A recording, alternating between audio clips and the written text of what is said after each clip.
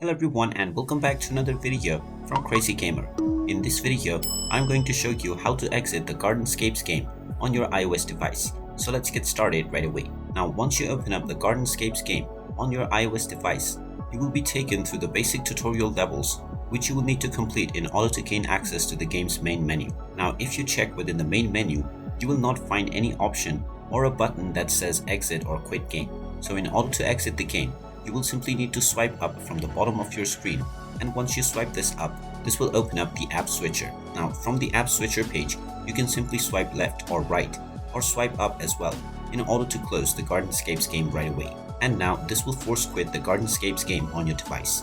However, before doing this, make sure that you are not within the middle of a game, otherwise your progress will not be saved. And there you have it. That is how easy it is to exit the Gardenscapes game on your iOS device. If you find this video helpful, make sure you hit that like button and subscribe to our channel if you haven't done so already.